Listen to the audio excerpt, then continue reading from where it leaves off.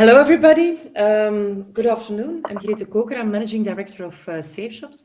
Today we are here together with UPS and Brekkies to talk about how to expand your business. So purpose is of that after this webinar of 1 hour and a half, I think normally you will manage to expand your personal business as well. So that's in a way where we are heading to. But within a tradition, it is always nice to present ourselves as a Safe Shops association, and so I'm going to run through a couple of slides, not a lot. I think about 5-6 slides, just to present a bit what is Safe Shops as an e-commerce association standing for. I think I can click myself through. Maybe first thing to know is what we are, how we are standing in this e-commerce playing field. Is as an association, of course, we want to make Belgian e-commerce grow. That's the main mission that we have as of course, Belgian e-commerce trade association. But we do not grow as such. We just want to grow together with you on a trustful basis, together with your customer and clients, and with two main axes next to trust are sustainability and security for us in 2022. Sorry. So for us, trust is based on being reliable as being a web shop, and in that case, we are well known as a quality label. Of course, we certify most of you members of having a correct and legal playing field towards customer and consumer. That's the first thing. We are also accredited by e-commerce Europe. So if you're certified by us or by Cirrus Legal, in this case, you also get the e-commerce trust label. So that's good also to expand your business towards more like Europe, other Europe-based countries. So that's nice to know or to have in the end. And you should know that by being certified by us, you also are fulfilling e-commerce European legislation. Sorry.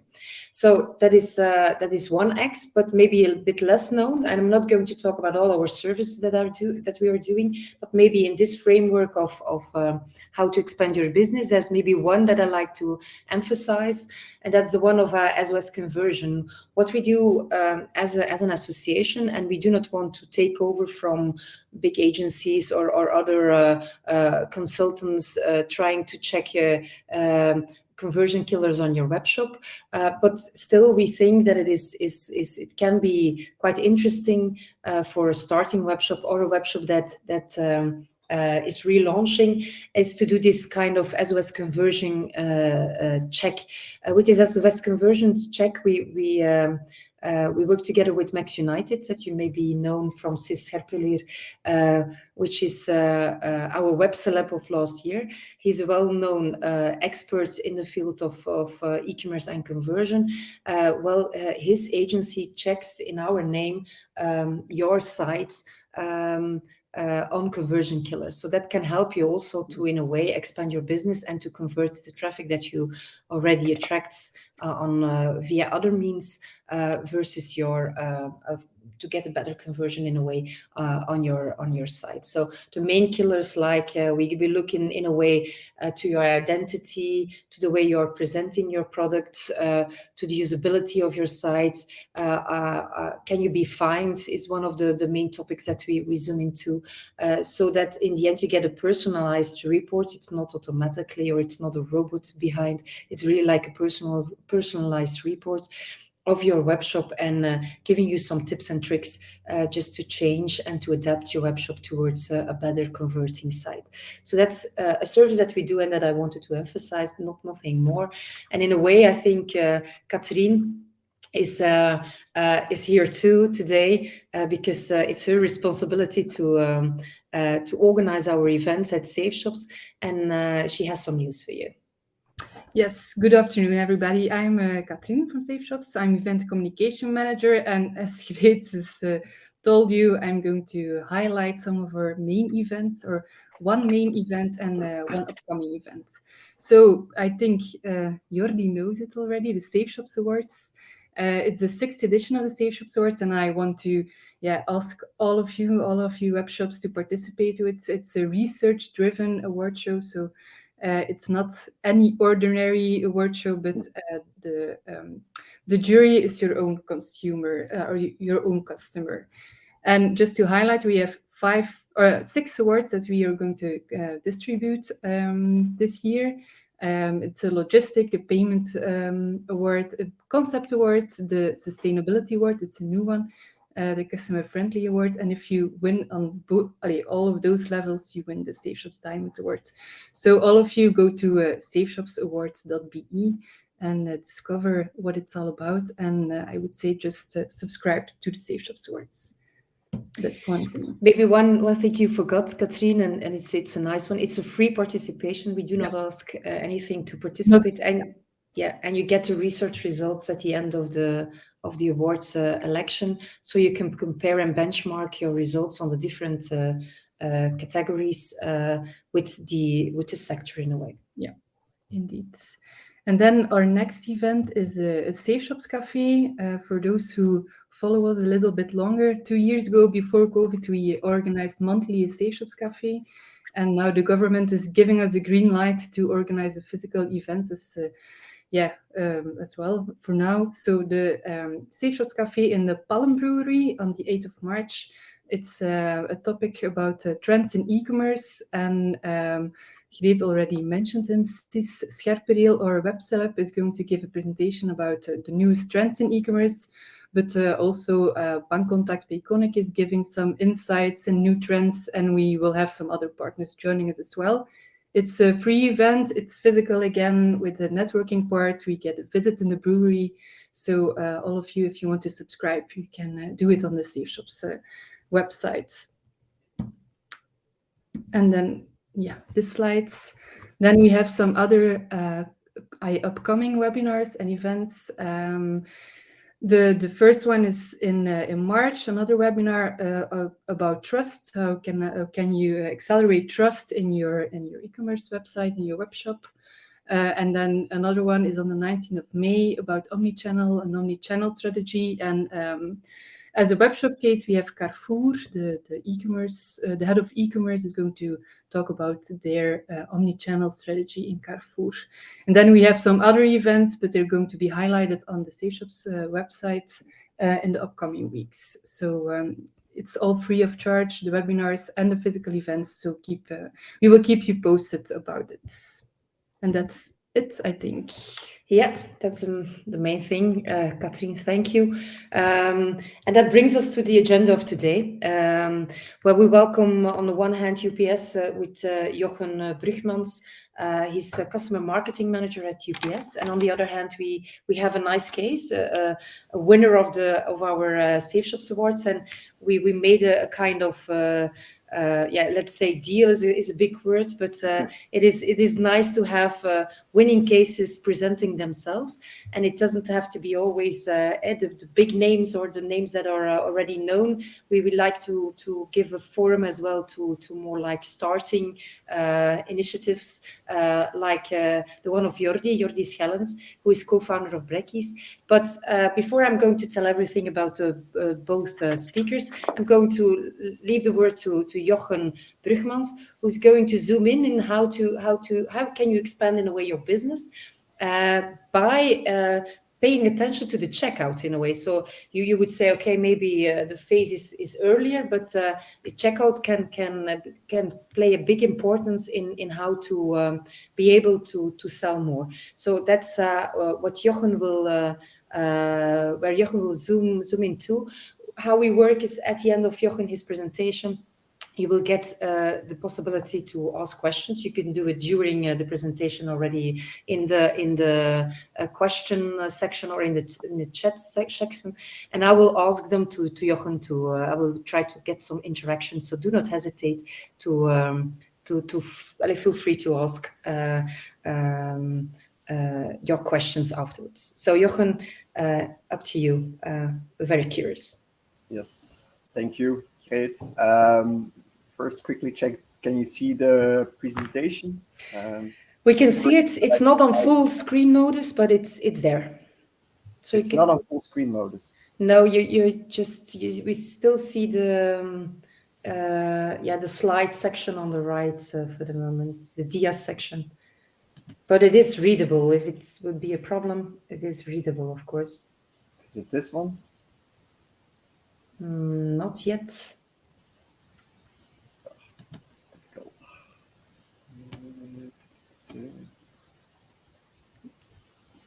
Take your time. There's people are working still. Let me try.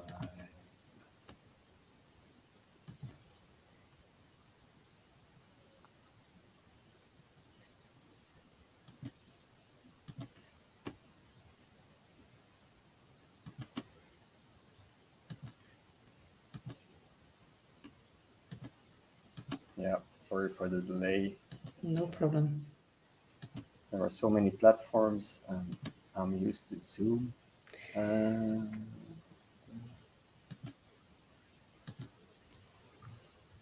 Maybe, yeah, there's something coming up. Yes, it's coming up, I think, Johan. Okay. It's turning around, but it will. Voila. On y est. Presentation mode? Yeah. Okay. Yes. Okay, so as Greet already indicated today, so yeah, the plan for today is that I would like to go through some practical tips and tricks of how you can use logistics as a sales argument a bit in order to increase your online sales, of course, and at the same time, of course, reduce cart abandonment. Over the past 2 years, I think we all have seen a significant increase in online shoppers, partly due to the multiple lockdowns, as we know. But each of those online shoppers come with very high expectations when it comes down to deliveries, which are often influenced by the big players on the market. So my goal is actually to give you some valuable insights based on research, but also based on our experience with different web shops. And then, of course, also more importantly, how to translate this into practical do's and don'ts. So let's start off with the agenda a bit. The idea is to go through a typical 5-step process of an online purchase, starting off with first step, research. So when we look at the top researched elements, which are based on an earlier UPS e-commerce study, there are 3 main key elements that will impact the likelihood of making a purchase on one web shop versus the other. I think first on the list is not really a big surprise. It's price and possible promotions, which makes sense, of course. But it's certainly not the only element playing a role. Second on the list is, of course, delivery.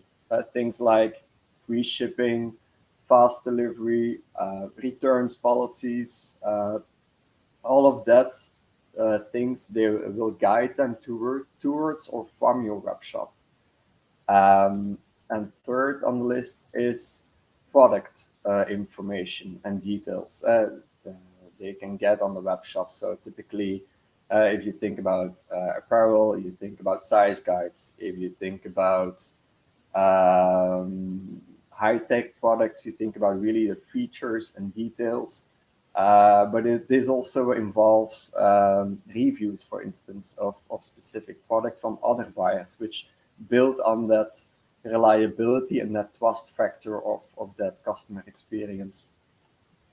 So the idea, of course, is it's not a surprise, I think. The focus will be today more on the shipping element. So what you see here is an example of a web shop that really plays on the info shoppers are looking for when researching online. I think one of the most important factors for consumers is shipping cost and delivery time. So using a notification bar on the landing page, displaying details such as is there free shipping, or is there a free shipping qualification, are there any shipping costs, delivery time, return policy, or any other delivery option that might eliminate doubts and establish trust. For instance, this example has seen in their analytics that they got a lot of visits from the US, but also high bounce rates. So they really addressed that, like, yes, we ship to the United States. So of course, these details that you show upfront will have a positive impact on the sales conversion. So it's really good to find out which delivery aspects your customers are looking for and where there are any doubts. You typically get that through your customer service as well. So that is, I think, one of the most important examples I want to give you here. So really to translate this into some practical tips. First of all, I think the first two tips are what I just highlighted already. Yeah? So positioning info on delivery and returns up front is probably the most important info you can share at this stage when you talk about shipping, of course. These two elements will remain important throughout the whole year. But what we see as well is, especially during holidays, the holiday season, I think from a sales perspective, you also see that sales will rise. From a shipping perspective, of course, we see that volume rises. And there are a lot of questions like, I think the most important question is like, will I get my product in time? So I think that is why it's very important to address these two elements well ahead. Third tip is actually about setting a realistic order cutoff time. What do I mean with that? You often see, for instance, that a web shop communicates about, okay, order before 5 p.m. will result in a delivery next day in Benelux, for instance. Of course, this is a kind of promise you give to your customers. So I think it's also very important that you make a realistic order cutoff time. So it's very important that you also understand your internal pick and pack process, so that you are sure that all orders before a certain time will be able to be picked and packed and be picked up by the carrier. So yeah, it's all about not over promising here. Also, as said, sharing enough product information, such as size guides, product features. All of this will, in one way or another, also impact returns, of course. So already in a research phase, giving enough product information is also important. And then, depending on the countries you sell to, of course, and ship to, it's also best to immediately already address any possible questions on duties and taxes.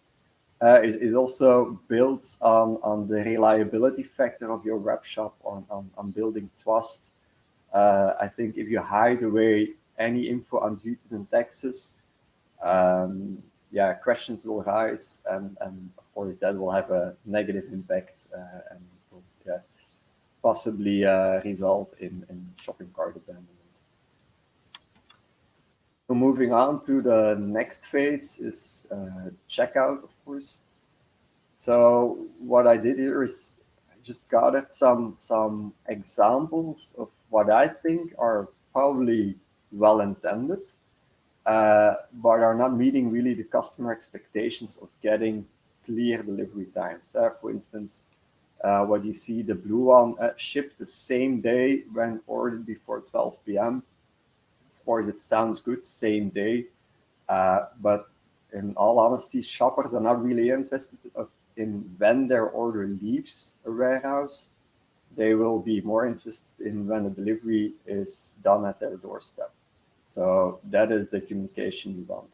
Also, giving an estimated delivery date, or perhaps even offering a choice between a slower and a next delivery option, will be again one step closer to closing that sale. So you want to avoid of being not precise enough. You see some examples like standard delivery within 3 and 5 working days.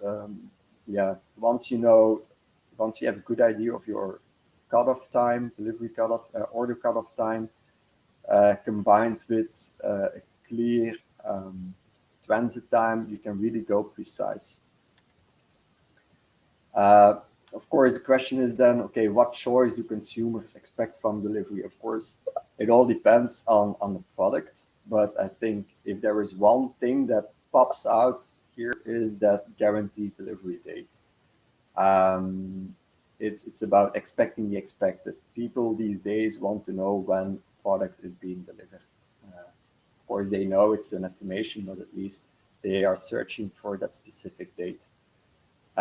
Next expectation is, of course, a choice for an alternative delivery location. The typical ones are lockers or collection points. Those are the most popular options. And not everybody is working from home. I know lately a lot of our customers said like, yeah, but most customers are at home, so why do I need to offer a collection point option? Well, especially lately, more and more people are back to work. But also during holidays, we see during holidays, during the gift period, the collection point option is becoming more and more popular. Typically, it's a welcome solution for gifts that otherwise would be delivered at home. So that's also a reason for that. Once orders are going to destinations outside of Benelux, because typically from origin Belgium, you reach Netherlands, a big part of France, Germany in one day. But once you go further, like to Spain, to Italy, well, you name it, it might be a good idea to also offer a next day delivery. You would be surprised of how many people would select an express delivery when it's needed. And then last but not least, I think Geert already mentioned that in the introduction, it's sustainability. I'm sure you all feel that growing attention to sustainability over the past years. And we also see that we get a lot of requests for carbon neutral shipping, for instance. But it goes very wide. You see a lot of web shops having a complete page on their sustainable image about, okay, what is the production, how is their packaging done, is it recycled packaging or not, are they offering sustainable shipping options? So that is also something you need to look into, depending again on the type of product you sell. So I think it all comes down to choice. Customers want choice. So it's about offering the choice your customer needs or expect at least. So I think, again, going back to data, marketing data, it's very important to know who your customer is and what they value. I know lately there are a lot of articles in the newspaper about people want to have it next day, but at the same time, not all products are needed next day. So I think you also need to make a good judgment of whether it's needed or not. Have a look at the market you're playing in and see what is offered there, and depending on that, try to offer the choice which is needed for your web shop. So to wrap up this checkout step, so I think the first step is or the first tip at least is remember that the estimated delivery time is one of the is one of the top things shoppers will look for before purchasing. So this really has a direct impact on a possible shopping cart abandonment. So I think it's important that you offer it and that it's reliable. A customer's trust in a brand can vanish also very quickly if brands are unable to fulfill their delivery promise. If you say next day delivery, but time and time again you deliver 2 days later, it's of course missing the purpose of this thing.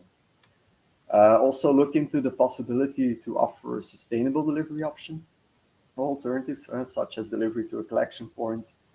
I know that there are several opinions about this, but either way, delivering 10 packages in a collection point versus delivering 10 parcels at 10 different houses, of course, that there is a huge difference in carbon offset, of course. Thirdly, if your web shop targets countries outside of the Benelux, as I said, it might be smart to also offer an express option. Especially think about the weekend effect, for instance, ordering it something on a Thursday from south of France might be delivered only on Monday, while having an express can be delivered on a Friday already. So also this you need to take into account. And then, if your web shop is also selling outside of the EU, it's important to show the total delivery cost. Let's take the example of UK. It's always good to be able to show the possible landed costs in case of sending it to the UK. So at least they know what is coming their way, how much it will cost.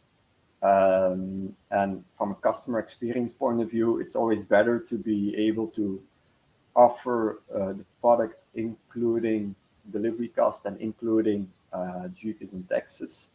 But of course, you always have the possibility, of course, also to send a payment link from the carrier. So that's also a possibility. But I think, as said, really giving visibility in this will help in the building trust to the customer. And then last but not least, I know this is probably already mandatory when you make an order online, but it's still good to highlight the importance of getting the correct contact details of the shopper, not only for marketing purposes but also for tracking purposes, because it's the customer experience does not end once an order has been done. It sets on after the order has been done as well. So being able to communicate with your customer is important. So that's why email addresses or telephone numbers in the correct format will also have good results. I don't want to go too much into detail on the payment sections, since we are not really an expert in payment options for B2C. But as with delivery options, research shows that consumers find it, of course, very important to have different payment methods. Favorite payment methods may vary by country. For instance, bank contact is one of the favorite payment methods in Belgium. But in the Netherlands, it's ideal or even Afterpay. So it's a good idea to dive into your website analytics and see where your shoppers come from, and then compare it with the payment methods you currently offer and localize the checkout. Be able to offer the payment method that suits the destination country. So this way you don't miss out on sales, of course, by not offering consumers multiple payment options. Getting to the end of the online purchase process is, we arrive at the receiving step.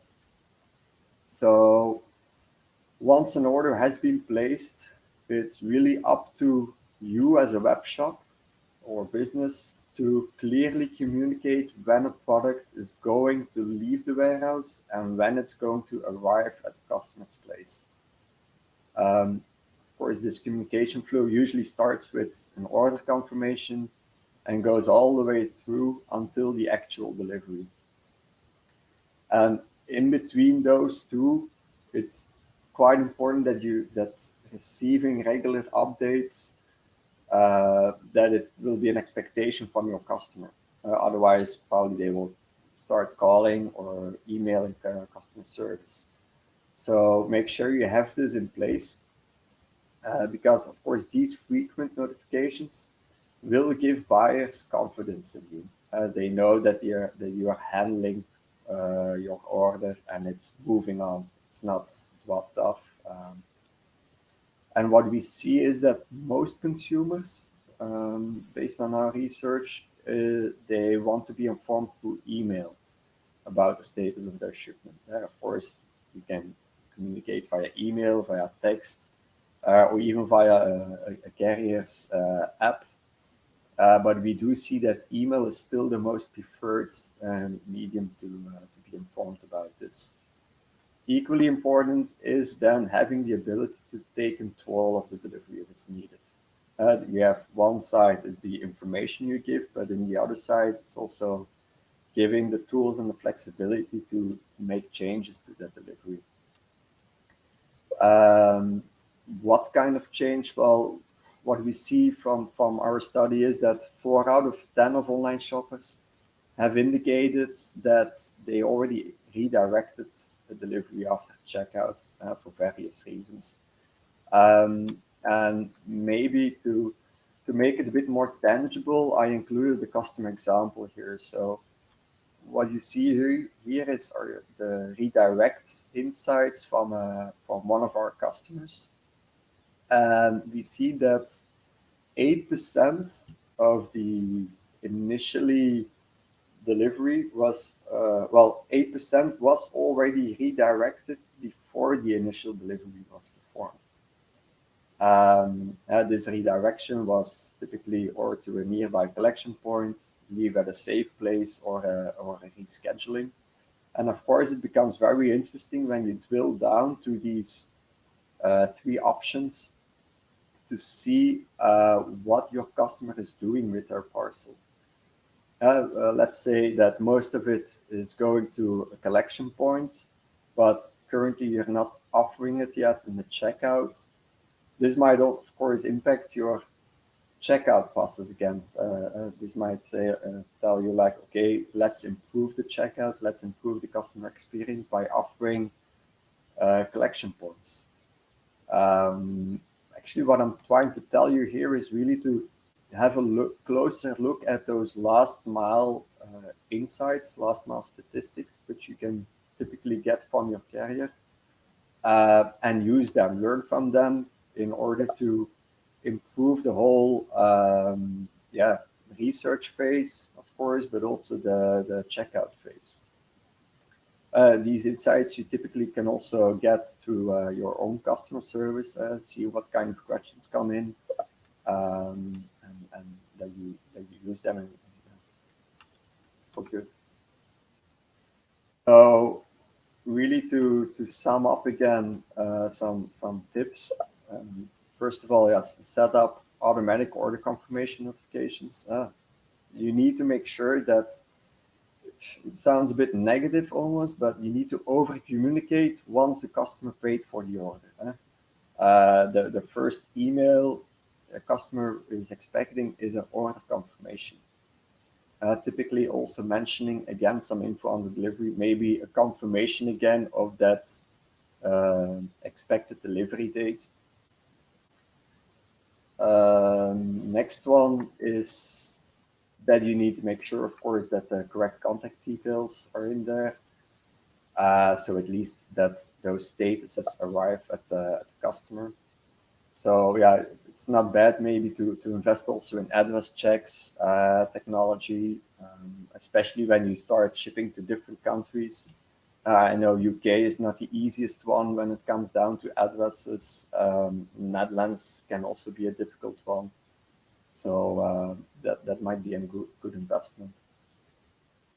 As said, of course, use redirect insights and spend some time on that, learn from them, and really get those last mile statistics and have a look at it. I would say every now and then. It can always help you to pick the right delivery options. And lastly, you might also consider integrating a tracking page on your web shop. Instead of guiding your customer to a tracking page of a carrier, try to integrate it in your web shop through an API. Of course, the idea behind that is that you pull your customer back on your web shop, create more traffic again, and eventually might also result into repeat sales. So that's also, I think, a good tip I could give you. And then the last or optional step, which is hopefully not needed too often. But yeah, even though it's the last step in the process, it's also often the first thing customers will check before deciding to purchase on your web shop. So why, you may ask? Well, when you look at our study, of course, other studies will give a different meaning of this, but it usually comes down to the returns experience that has a direct impact on whether or not a customer will buy from you again. Then I'm not only talking about returns policy, but also the experience. So you want to have this done right from the beginning. Offering a clear return policy to your customers will reduce cart abandonment for sure. Of course, we live in a world where free returns are expected, but of course, when you also want to build on a sustainable image, it's always a difficult exercise, of course, to make what kind of returns do I want to offer. To be honest, returns is a topic actually where you can spend a whole webinar on, because there simply isn't a specific or a perfect return policy. Every type of product requires a different return process. Typically shoes or clothing, it's typically a free return and a return label in the box, because without that, chances are higher that they will buy from a different web shop. Unless, of course, when I think about the Antwerp fashion, the designers, those are completely different again. So it's very difficult to make one statement on this. When you see bike stories, pots and pans, typically a return label is sent electronically via email. And for high value goods, you most likely want to have your customer service as a control unit for returns. It's not like you can, for instance, with bikes, you ship your bike back because you didn't like it. So I think, to wrap it up here, first of all, find a return policy matching with your product. I think probably the best exercise you can do is see what is on the market in your specific segment, see what is being offered, and probably try to come close to that to be able to offer a return policy that is expected. Next is, of course, offer a convenient return process. Then I'm not talking about free shipping or free returns. Then I really talk about that you do not make it too complex. It needs to be very easy to understand. And for instance, printing at home. You see that a lot. Printing at home is not always convenient, of course. Not everybody has a printer at home. So maybe it's good to have a look into mobile barcode return solutions, so that they can just go with their mobile phone to a collection point, and that will trigger a return label in the collection point. Also, give visibility on return status. We always talk about giving tracking details on the incoming order, but also it's also a good idea of giving visibility on the returning flow, because this will have a direct impact on the refund. I know that a lot of people are like, okay, once they dropped off return and collection point, they always ask themselves like, yeah, but has it arrived or not? And it will only be once it has arrived that they will get a refund. So you can perfectly give those visibility insights to your customer as well. And I think, yeah, probably one of the CRM tips I can give you is that that you need to capture the reason for every return. You really need to understand why a return is being done, and you need to learn from it, because that's probably the best way of minimizing returns. And maybe the feedback is that the product information wasn't good enough or not clear enough. So that's usually an easy thing to fix on your webshop. So again, it's all about data again, but capturing this data will help you in improving the whole return process. But yeah, either way, I think returns are most likely here to stay. But of course, it's also our job to improve this process as UPS as well, of course, as much as possible, and try to limit it a bit. So this is a bit the high-level tips and tricks I wanted to give you. Of course, I didn't go into too much detail because, as said, every product has a different strategy. So, but yeah, if you want to know more, I think this link will also be shared with you. Via this link, you can also ask for a virtual consultation with us. And otherwise, yeah, you can always contact me to LinkedIn as well if you want to go into Okay. We'll share that link as well, Jochen. I think it's an interesting link for those who want to zoom into their particular case. I saw from a new question that way, but it was already answered by Nina. I have in a bit in the same direction a question is like, how do you feel that a customer has? I sometimes hear from web shops that they are saying, okay, we see the necessity sometimes to add extra options, and it can be on fast delivery or time slot, or you have multiple possibilities, or even combining 2 or 3 partners or distributors. But their problem is most of the time is that you create sometimes a paradox of choice. Do you have in a way that it is that the customer has to be guided in a way towards his best choice for him, towards the best delivery? Do you have experience on that level? Do you see from a tipping point or a point where that paradox of choice plays or not? Do you see?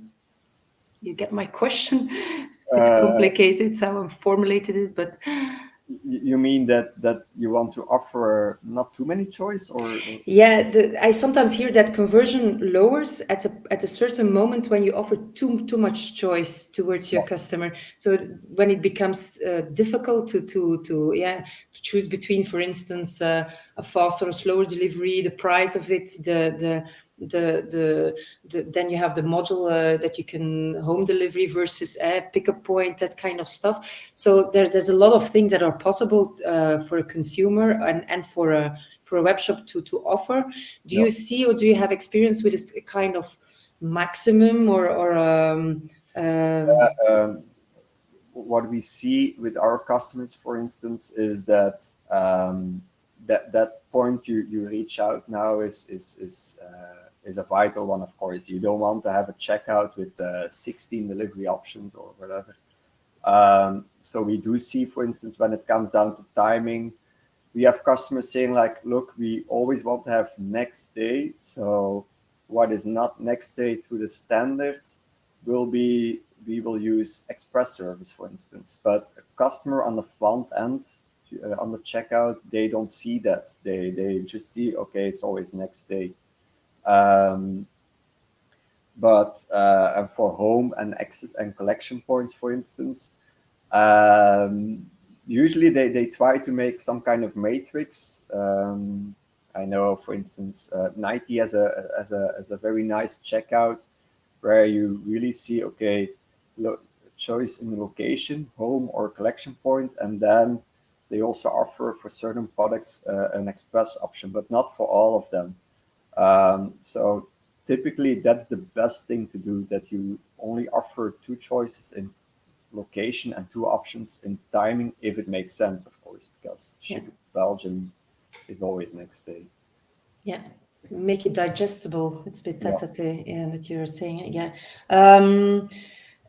You were talking also about sustainability, and because it's one of our spear points of this year, maybe an open question: what does UPS does to make your transport or your organization more sustainable? Maybe it's a long question, but maybe in three top points that you're in. Where are you investing in for the moment? Oh yeah, for the past 10 years already, we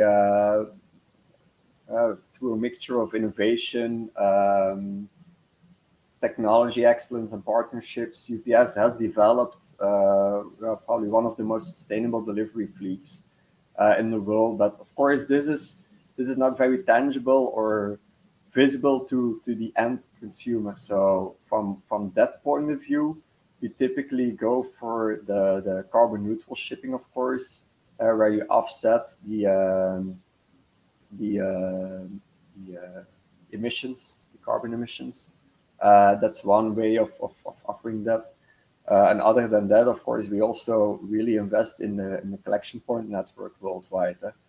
And next to that, in specific cities, we also are running projects of bike deliveries, electronic cargo bikes. So that's really the investment that at UPS that is being done currently. Mm-hmm. Yeah, talking about collection points of pickup, a question of Youssef, but it's maybe an open question because it's concerned. It's not simple, I think. But how can we change the mentality of the consumer towards pickup delivery? It is the best solution for all parties, and also in a sustainable perspective. Yeah, is there? I know from some logistic partners that are thinking about doing campaigns around pickup points and trying to stimulate in a way customers towards a pickup point. Do you do things in that direction as an UPS, or are you thinking about stimulating pickup points one way or the other in the checkout, giving it more visibility? Maybe I can first listen to you because I have a suggestion, but go ahead from your side on. No, I mean, yeah, there are several ways, of course. I know some of the web shops make it as a default option, and they really communicate that in the checkouts, so that they make the consumer aware of the CO2 emissions linked to a home delivery. So that is one way of doing that. Another way of pushing a customer to a collection point is to lower the price, because, of course, for us, it's also a lower cost to deliver to a collection point. But okay, it also needs to match still with your web shop and with your type of product. So that's always a difficult exercise, but I think we from us are really trying to communicate the lower CO2 emissions linked to collection point deliveries. So, but yeah, I know it's not an easy one, but I do have the feeling that, and this is also showed in several researches, not only the one from UPS. I saw also one from Shopify passing by recently. More and more consumers are aware of the footprint they leave behind of all those home deliveries. So you do see that there is some kind of momentum building now. And I think that will help, of course, as well. Next to that, of course, having a access point network that is reachable with good opening hours and everything, that's another thing that UPS invests in, of course. But yeah, so those are the Yeah, it's a bit the same line. I think my answer. I know there is now for the moment a project of the VIL, dus het Vlaams Instituut voor Logistiek, in Belgium or in Flanders even, where they are looking for a calculator that has to guide in a way it's more like a background calculator running in the background. It's not that the customer has to fill in something, but which gives on the one hand web shops the possibility to show the most durable or sustainable option for the customer, because of course it depends. If for instance a collection point is too far from your home, we know from experience that people drive towards it, and then it gets less sustainable, of course, than home delivery. So it has this kind of subjective way of looking at different delivery options. But Phil is making, in a way, a kind of calculator that has to help you and has to be able to couple. And then probably, Manu, if I see your question, via API and that kind of technologies, to show in a way with the green leaf. We already see it in some other countries that there is a green leaf put next to the most sustainable option. And of course, price is like you say, a big driver as well. So in a way, there will come solutions, I think, to give direction towards the customer in also towards pickup or alternative sustainable solution like bike or because if we standardize home delivery as a term, home delivery with bike, for instance, can be a more sustainable option than pickup. So it gets complicated in the future, I think, if everything will be compared one next to the other.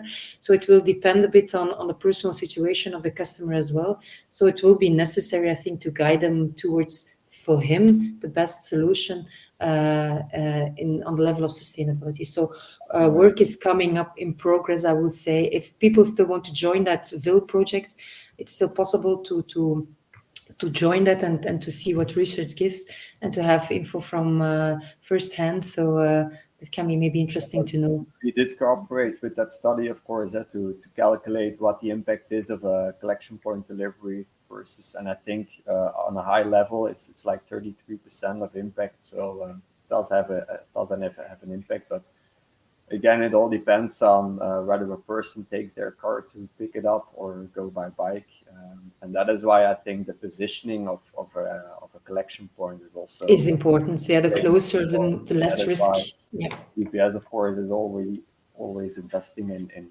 getting more, but especially having a strategic position. Mm-hmm, mm-hmm. Okay, thank you, Jochen. I think it was very interesting and a very clear checklist in a way. You could use it as a checklist to run through your own web shop and see what you have to change to be able to augment conversion and augment sales in the end. I'll leave the word now to Jordi Schellens, who will talk more from his personal experience. We always like we adore it to have web shops talking about their own story, because we only can learn from each other. And Jordi is you started 2 years ago, I think, Jordi, with Brekkie? Yeah, October 2020. So a little less than 2 years ago. Yeah, and already in 2 years you moved on very quickly. You had a top day, I think, yesterday and the weekend, because it's a food service and but I'm going to not reveal what you're doing. I'll leave it up to you. You will present it far more better than I will. Go ahead. Okay, thank you, great. I would like to introduce Brekkie a little bit about what we do, who we are, and then move on to how we started, the struggles we had, and where we are going next. As Greet already mentioned, we started in October 2020. And actually, we had the idea in August 2020. So I'll talk about that a little later. But we wanted to experiment, launch really fast, experiment, talk to your customers, and I'll talk about that. Who is Brekkie? Brekkie is a food service that makes home delivery truly convenient and cost effective. How do we do that? We did not write any new software about some new logistic way to make it more efficient or more cost effective. No, we wanted to use the tools that are already available, and that's a mailbox. Everyone has a mailbox, something that the mailman has been doing hundreds of years. So we deliver food in your mailbox. It's freshly baked. It's breakfast, snacks, and lunch. And you can order on our web shop until 10 p.m. Imagine you didn't go to the supermarket and you didn't arrange anything for the next morning, or you would like something else than a sandwich at lunch on your work. You could order and just pick it out of your mailbox, eat it on the way out as a breakfast part, snacks, or just take it to your work and eat it as lunch. It's really nice as a business model that we can order free delivery. There are no extra delivery costs, and it's actually quite cost effective for us as well, because we deliver at night with our own cargo bike. There's no extra traffic. There are no missed deliveries. We don't have to come back. We're always on time. We can just drop it in the mailbox when our customers are asleep, and the only thing they need to do is pick it out of the mailbox when they are awake or when they go to work, for example. So win-win, both for us in the business model, but also the convenience for the customers. And that was basically why the mailbox delivery. That was basically the problem that we wanted to solve, and the experiments that we did in the beginning. One thing that I already mentioned, we wanted to start really quickly, started experimenting, and we're fully bootstrapped. It's me and my colleague still at the moment. He's the baker. So we wanted to work with tools that were already there. It solves the expensive last mile, at least for us, it does, with something that everyone already has.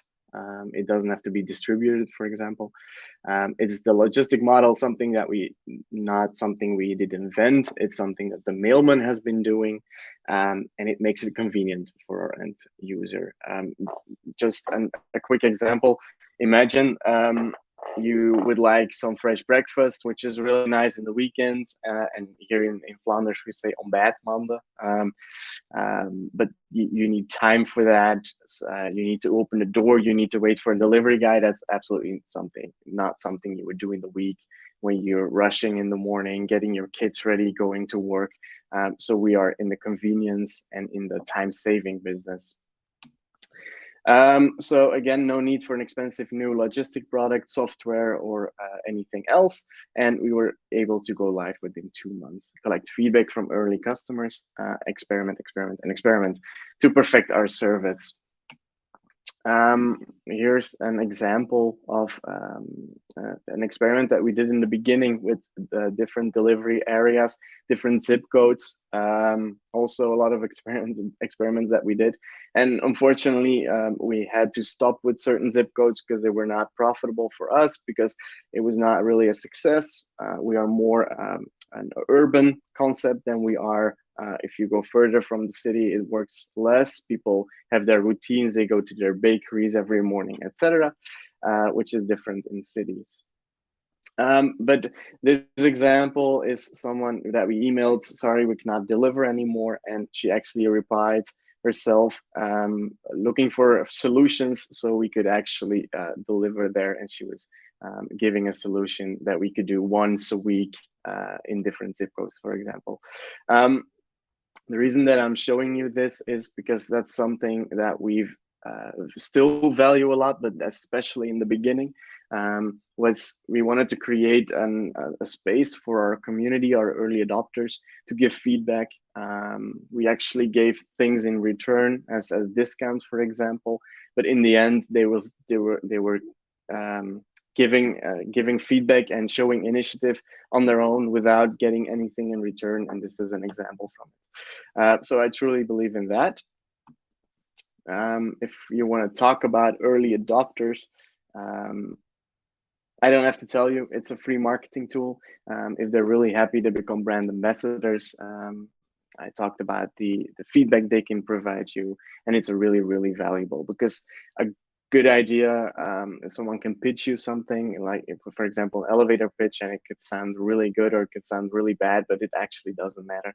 It's about the execution, and a great idea can be a bad idea in the market today or for the current audience today. So you have to keep searching, talking to your customers, and pivoting.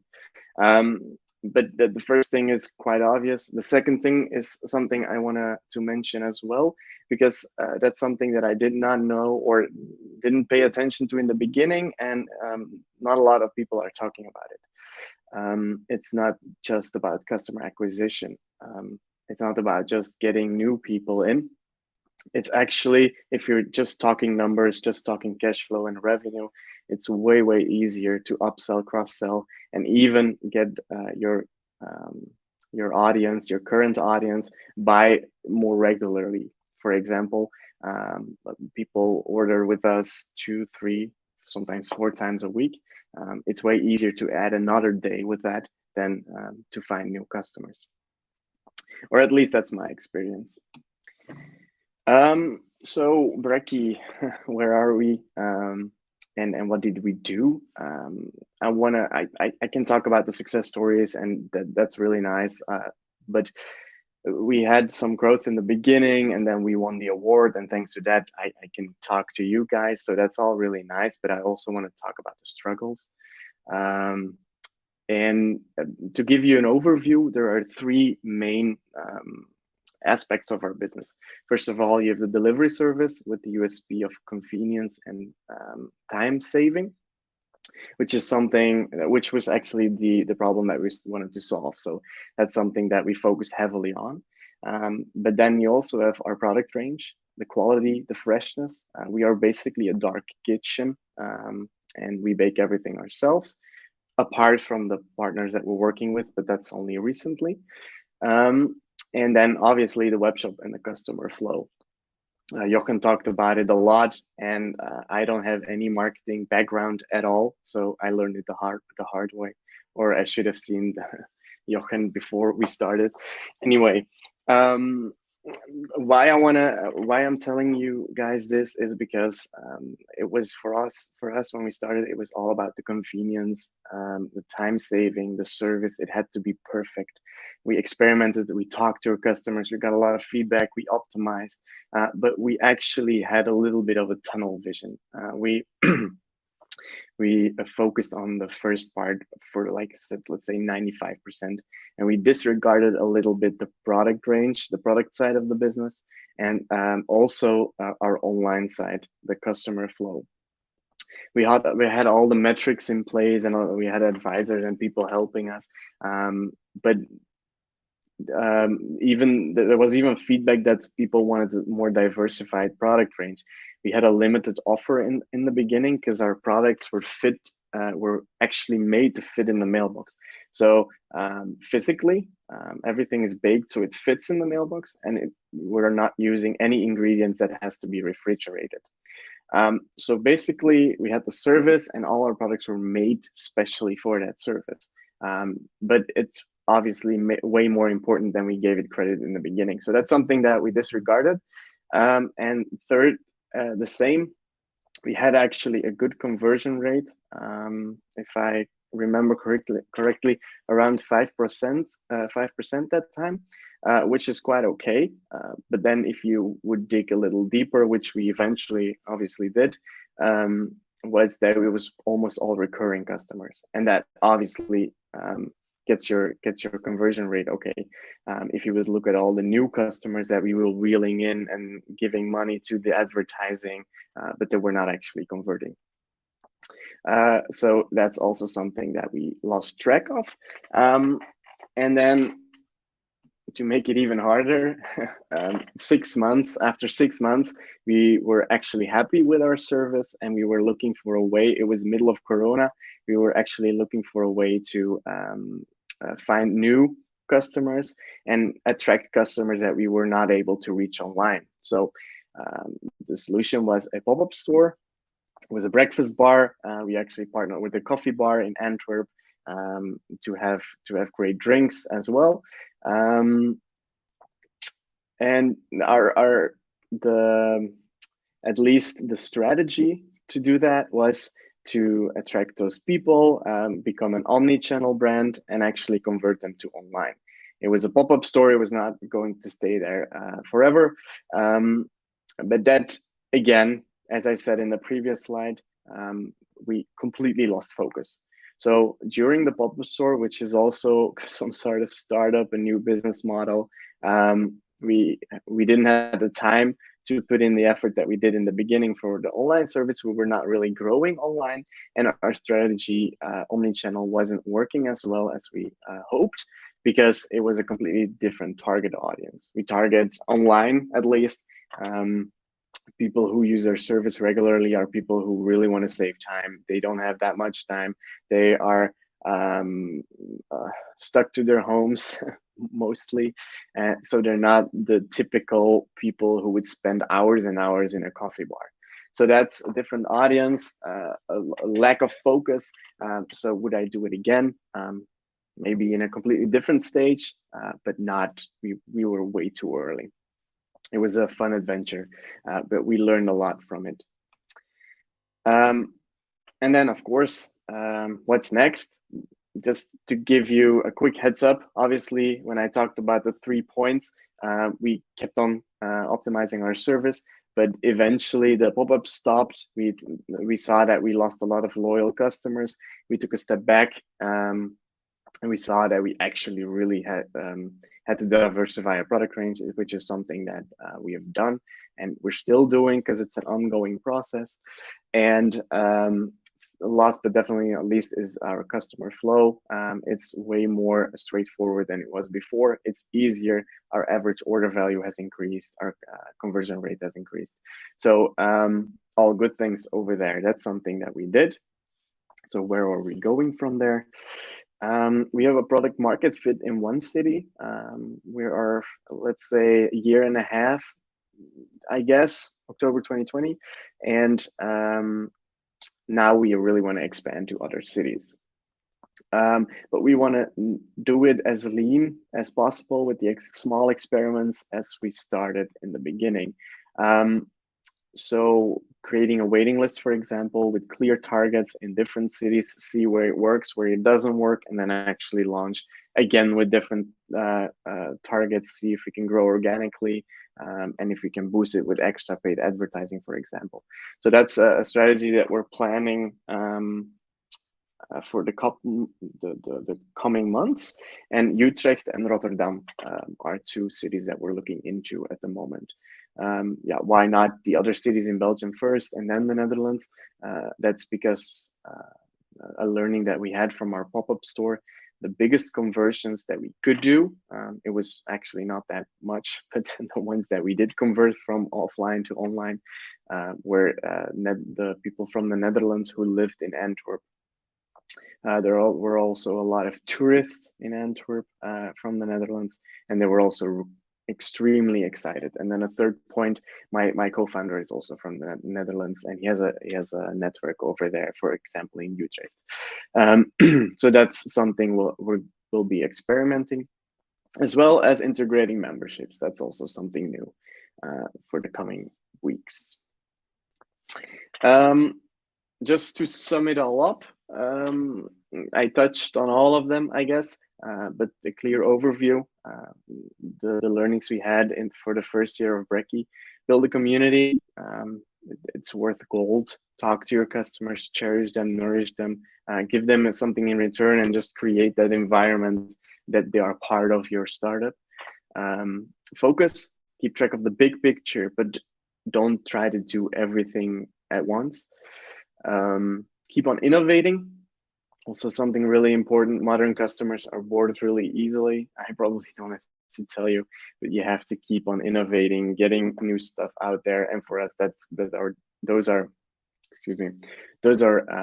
new products as much as possible, or variation, different tastes. And then last but not least, solve a real problem.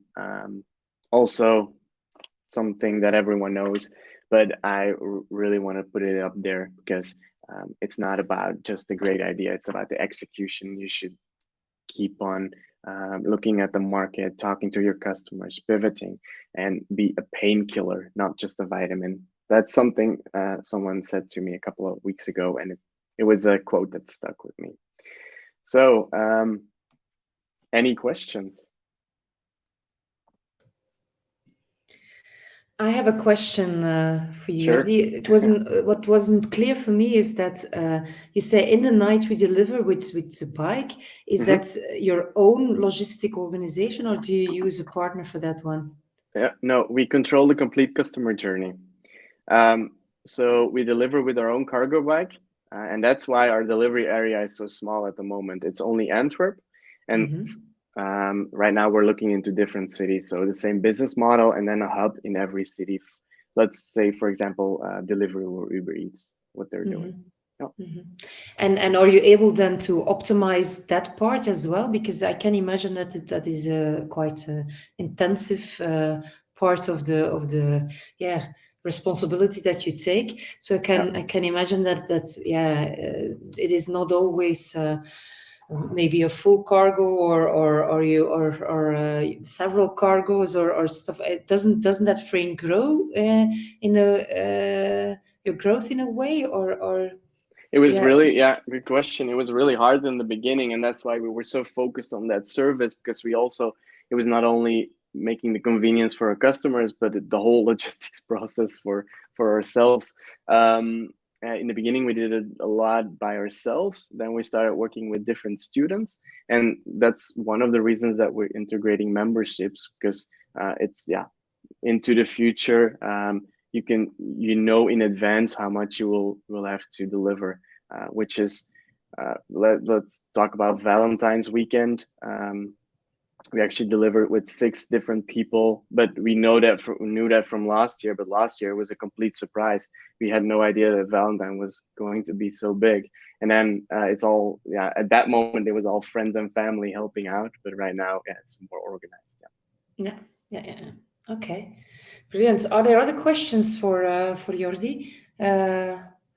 Or it was quite a clear story and quite it is what I like about this kind of cases and use cases we call them in a way, but it is that it is inspires to think again, because a lot of us maybe are in kind of routine and doing their web shop thing, but I think this can inspire people to take a look at new business models in a way, and they all find it a cool concept. Me too. It gives kind of air and space to start rethinking some things that you're doing right away. So thank you for that inspiring moment, Jordi. Sure. Thank you also, Jochen. We will wave a bit at you and say goodbye. And thank you also for your bright and nice insights that we got from UPS and you personally. And then the only thing that rests me is to thank you all for being here today. And hopefully we see each other physically on the 8th, I think. I'm correct, Katrien, the 8th of March, where we gather at the Palm Brewery. Just be there. It was really, we were looking forward to it, because it was before COVID, a really strong point of us to gather physically a lot of people and to network and to talk about new initiatives and new trends. So be there the 8th of March. We will welcome you, and we will be happy to see you back live. So goodbye and have a nice evening. Bye-bye. Thank you. Bye-bye.